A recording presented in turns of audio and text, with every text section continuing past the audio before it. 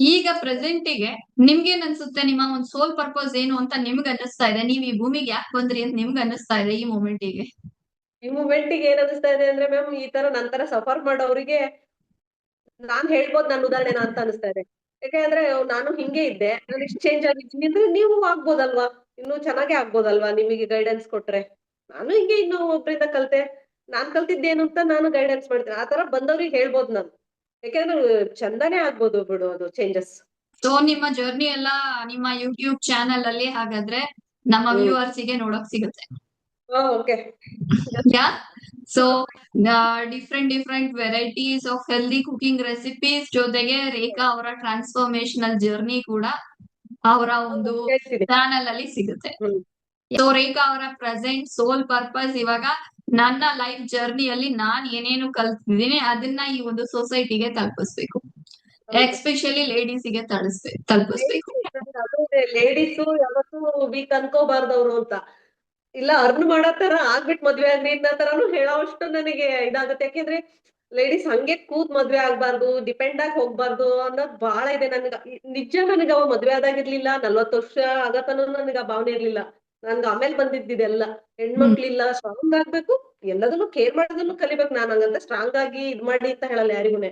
Care ಮಾಡೋದನ್ನು ಕಲಿಬೇಕು. ಒಂದ್ ಅವ್ರ ರೆಸ್ಪೆಕ್ಟ್ ಅಲ್ಲಿ ಇರ್ಬೇಕು. ಸೆಲ್ಫ್ ರೆಸ್ಪೆಕ್ಟ್ ಮುಖ್ಯನೇ. ನನಗೆ ಆಮೇಲೆ ಗೊತ್ತಾಗಿತ್ತು ಅದ್ರದ್ದು ವ್ಯಾಲ್ಯೂ ಏನು ಅಂತ. ನನಗ್ ಫಸ್ಟ್ ನಾನ್ ಕೊಟ್ಕೊಳಕ್ ಶುರು ಮಾಡಿದೆ. ಫಸ್ಟ್ ನನ್ ಬಗ್ಗೆ ನನ್ಗೆ ಇರ್ಲಿಲ್ಲ, ಅಷ್ಟ್ ಕಾಳಜಿನೂ ಇರ್ಲಿಲ್ಲ, ರೆಸ್ಪೆಕ್ಟ್ ಇರ್ಲಿಲ್ಲ. ಹ್ಮ್. ಅವ್ರ ಲೇಡೀಸ್ ತುಂಬಾ ಚೆನ್ನಾಗಿರ್ಬೋದು. ನನಗೆ ಎಲ್ಲರಿಗೂ ನಾನು ಒಂದ್ ಗೈಡ್ ಮಾಡ್ತೀನಿ, ಕಾಲೇಜಿಗೆ ಹೋಗೋ ಹುಡುಗಿಯರು ಹುಡುಗರು ಕಲ್ತ್ರೇನೆ ಬಹಳ ಬೆಟರ್ ಅಂತೀನಿ. ಅಲ್ಲಿಂದ ಅವ್ರ ಜರ್ನಿ ತುಂಬಾ ಚೆನ್ನಾಗ್ ಹೋಗುತ್ತೆ. ನಾನ್ ಹ್ಮ್. 40 ವರ್ಷ ಕಲ್ತವಳೆ ಇಷ್ಟು ಚೇಂಜಸ್ ಮಾಡ್ಕೊಂಡಿದೀನಿ 4 ಇಯರ್ಸ್ ಅಲ್ಲಿ. ಅವ್ರ ಅಲ್ಲಿಂದ ಕಲ್ತ್ರುದ್ರಿ ಸಮಾಜನೂ ಉದ್ಧಾರ ಆಗತ್ತೆ ಅಂತ ಹೇಳ್ತೀನಿ ನಾನು.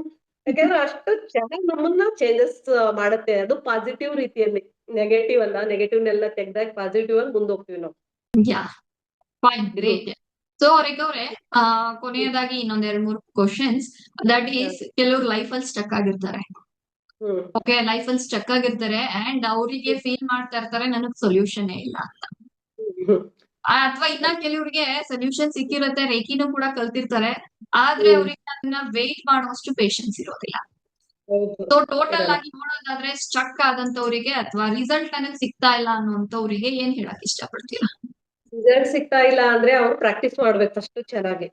ಪ್ರಾಕ್ಟೀಸ್ ಮಾಡೋದ್ರೊಟ್ಟಿಗೆ ಕ್ಲೆನ್ಸ್ ಆಗ್ಬೇಕು, ಪ್ರೇಯರ್ಸ್ ಮಾಡ್ಬೇಕು, ಗ್ರಾಟಿಟ್ಯೂಡ್ ಹೇಳ್ಬೇಕು. ಎಲ್ಲವನ್ನೂ ಒಂದು ಶಿಸ್ತುಬದ್ಧವಾಗಿ ಮಾಡ್ಬೇಕು. ನಾವ್ ಏನಾದ್ರೂನು ಈಗ ದಿನಾ ಊಟ ಮಾಡ್ತೀವಲ್ವಾ, ಅದೇ ತರಾನೇ ಇದನ್ನು ನಮ್ ಲೈಫಿಗೆ ಅಳವಡಿಸ್ಕೋಬೇಕು.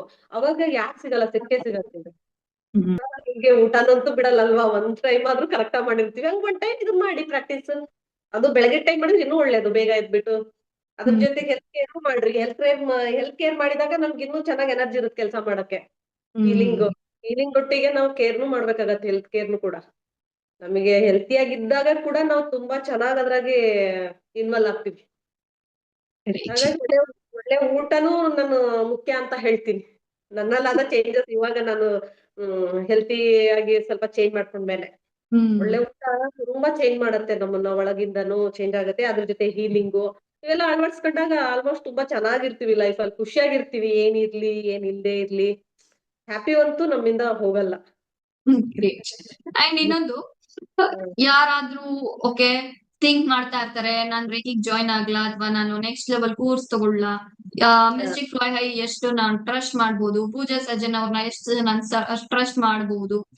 ಸೊ ಅಂತವರಿಗೆ, ಆ ಒಂದು ಡೌಟ್ಸ್ ಅಲ್ಲಿ ಇರೋರಿಗೆ, ಅವರಿಗೆ ರಿಲೇಟೆಡ್ ಆಗಿ ಏನ್ ಹೇಳೋದಿಕ್ಕೆ ಇಷ್ಟಪಡ್ತೀರಾ? Is it right space or not? What is your opinion as a client? ಈ ಒಂದು ಹ್ಮ್. ಜರ್ನಿಯನ್ನ ನೀವು ನೋಡಿರೋದ್ರಿಂದ ನಿಮ್ಮ ಜೂನಿಯರ್ಸ್ ಗೆ ನೀವ್ ಏನ್ ಹೇಳಕ್ ಇಷ್ಟಪಡ್ತೀರಾ? ಏನ್ ಹೇಳ್ತೀನಿ ಅಂದ್ರೆ, ಪೂಜಾ ಮೇಡಮ್‌ನ 100% ನಂಬಿ. ಥ್ಯಾಂಕ್ ಯು ಯಾಕೆಂದ್ರೆ ಸೋ ಮಚ್. ಅವ್ರು ಎಷ್ಟು ಚೇಂಜ್ ಮಾಡ್ತಾರೆ ಅಂದ್ರೆ, ಈಗ ನನ್ನಂತವಳೆ ಚೇಂಜ್ ಆಗಿದ್ದೀನಿ ನಾನು. 20 ವರ್ಷ, 30 ವರ್ಷ ಒಂದೇ ತರ ಇದ್ದವಳು. ಒಂದ್ 4 ಇಯರ್ಸ್ ಅಲ್ಲಿ ಇಷ್ಟ್ ಲೆವೆಲ್‌ಗೆ ಬಂದಿದ್ದೀನಿ. ಹಂಗೆ ಪ್ರಾಕ್ಟೀಸು ಮಾಡ್ತೀನಿ ನಾನು. ಪೂಜಾ ಮ್ಯಾಮ್ ಹೇಳ್ತಾರೆ, "ನೀವ್ ಪ್ರಾಕ್ಟೀಸ್ ಮಾಡ್ಲಿಲ್ಲ ಅಂದ್ರೆ ಏನು ಸರಿ ಆಗಲ್ಲ." ನಮ್ದು ಎಫರ್ಟ್ ಇರ್ಬೇಕು, ಮ್ಯಾಮ್‌ದು ಇರುತ್ತೆ. 100% ನಂಬಿ ಅಂತಾನೆ ಹೇಳ್ತೀನಿ. ಯಾರಾದ್ರೂ ಕಲಿಬೇಕು ಅಂತ ಇದ್ದಾರೆ, ಜಾಯಿನ್ ಆಗ್ರಿ. ಕಲಿತಾ ಇರೋರು ಏನಾದ್ರು ನೆಗ್ಲೆಕ್ಟ್ ಮಾಡಿದ್ರೆ ನೀಟಾಗಿ ಕಲೀರಿ ಅಷ್ಟೇ, ಅದನ್ನ ಪ್ರಾಕ್ಟೀಸ್ ಮಾಡಿ ಯಾ. ಅಷ್ಟೇ. ಸೊ ಸೀನಿಯರ್ ಆಗಿ ಜೂನಿಯರ್ ಸ್ಟೂಡೆಂಟ್ಸ್ ಗೆ ಕೊಡ್ತಾ ಇರುವಂತಹ ಮೆಸೇಜ್ ಏನಂತ ಹಾ. ಅಂದ್ರೆ, ಇದು ಒಂದ್ ರೀತಿ 50-50 ಕಮಿಟ್ಮೆಂಟ್ ತರ. ಹೌದು. Just surrender to the process, trust hmm. This process.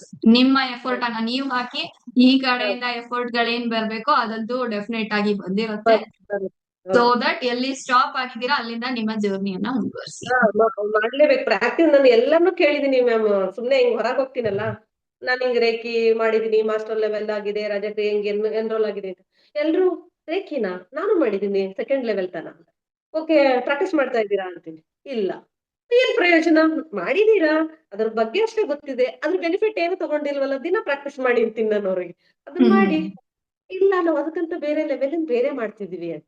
ನಾನ್ ಅಂತೀನಿ ಬೇಸ್ಮೆಂಟ್ ಫಸ್ಟ್, ನೆಕ್ಸ್ಟ್ ಬಿಲ್ಡಿಂಗ್ ಕಟ್ಟೋಣ ಅಂತ ನನ್ ಮನ್ಸ್ ಹೇಳೋದು. ಬೇಸ್ಮೆಂಟ್ ಬಿಟ್ಟು ಬಿಲ್ಡಿಂಗ್ ಕಟ್ಟಿದ್ರೆ ಬಿಲ್ಡಿಂಗ್ ನಿಲ್ಲಲ್ಲ. ನಾನ್ ಹಂಗೆ ಹೇಳೋದು. ರೇಖಿ ಕಲ್ತವ್ರು ಎಲ್ರು ಹೇಳ್ತಾರೆ, ನಾನ್ ಕಲ್ತಿದ್ ನಾನ್ ಒಬ್ರು ಪ್ರಾಕ್ಟೀಸ್ ಇಲ್ಲ. ಎಷ್ಟು ಬೆನಿಫಿಟ್ ಇದೆ ಅಂತ ಅವ್ರಿಗೆ ಗೊತ್ತಿಲ್ಲ ಅಂತೀನಿ ನಾನು. ಅದಕ್ಕೆ ಮಾಡಿ ಅಂತ ಹೇಳ್ತೀನಿ. ನಿಜ, ನಾನು ಅವ್ರು ಯಾರು ಸಿಕ್ಕಿರ್ಲಿ, ರೇಖಿ ಅಂದ ತಕ್ಷಣ ಪಾಪ ಕಣ್ಣರಳಿಸಿ ಬರ್ತಾರ ಕೇಳಲಿಕ್ಕೆ. ನಾನು ಕಲ್ತಿದ್ದೆ ಅಂತ ಪ್ರಾಕ್ಟೀಸ್ ಮಾಡುದು. ಯಾಕೆ ಅಂತ ಗೊತ್ತಿಲ್ಲ. ನಾನಂತೂ ಎಲ್ರಿಗೂ ಹೇಳೋದ್ ಒಂದೇ, ಪ್ರಾಕ್ಟೀಸ್ ಮಾಡಿ, ಅದರಿಂದ ತುಂಬಾ ಲಾಭ ಇದೆ ಅಷ್ಟೇ.